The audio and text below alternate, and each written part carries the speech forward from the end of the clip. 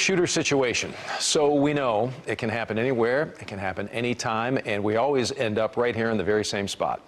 What do you do to better prepare yourself if you're caught in the middle of something like what we have seen unfold in El Paso and also Dayton?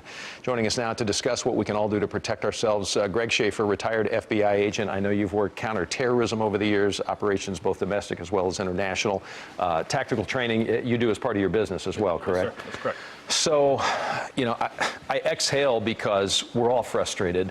We see it afar, and we've gotten to the point where we feel now, I think a lot of people, like it's going to happen to me, where before it is never going to happen here. So what do you do if you're in the Walmart, and we had the bomb threat earlier today. So what if somebody had walked in there? If I'm in the middle of the store and I hear gunfire raining like hell, what do I do? Well, first of all, Doug, you recognize that it's gunfire.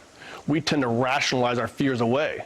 I mean, you're a reporter, you ask somebody who survives an active shooter event, and you ask them, what did you think when you first heard the gunfire? And the response is, I thought it was fireworks, a gun backfiring, anything except gunfire, because we as human beings rationalize fears away. Okay. So the first thing you do, if you think it's gunfire, think gunfire, and then move.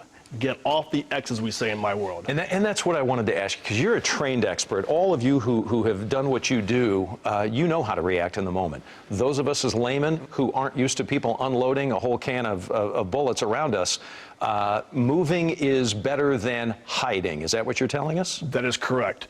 On average, the hit rate on a moving target with a man with a handgun is 4%. With a long gun, it's about 10%.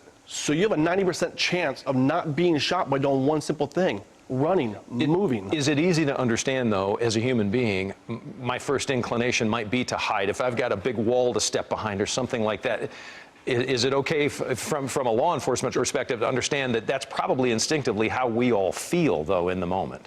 Absolutely. You're saying go against the grain of what you're feeling is run. Absolutely, Doug. You want to create distance from that shooter. And running is your best course of action. Keep in mind, too, another statistic that's interesting is the average distance that an active shooter kills his victims in the United States is less than 5 feet. So it's those that cower under the desk or behind the cash register. Those are the ones that become victims. Right. We are in a state that is with thousands and thousands of proud gun owners. A lot of people carry, a lot of people conceal carry here. The one question I do want to put on the table for you is non-law enforcement. If you're the man or woman who carries concealed and you find yourself in that same situation, in that same store, what's the thought process for that person then in that moment? And that's a personal decision. Do you have your wife and kids with you? In that case, I think I would evacuate with them. Even if I've got a weapon? If you got a weapon, it's about survival. You got to protect your own family first. Yeah.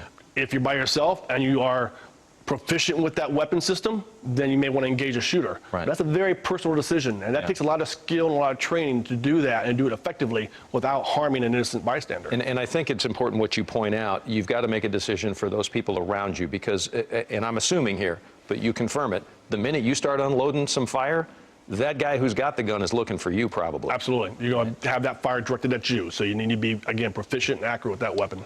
So run is the end message in this. Get away as quickly as you can and maintain that good situational awareness. Always know what's around you, who's around you, what car parks next to you. Look for things that don't fit in any environment you're in. Look for the anomalies, as we say. Yeah. And we always practice. We always know if we got caught on fire that we'd stop, drop, and roll. That's been ingrained in us. We've trained with that since we were kids. Yeah. Well, what's the greatest risk now? It's active shooters. So we have to train ourselves on how to react should gunfire erupt. Greg, nothing's perfect, but maybe a little bit of advice here can help some other people. God forbid they're ever in it. Thank you, brother. Thanks for having me.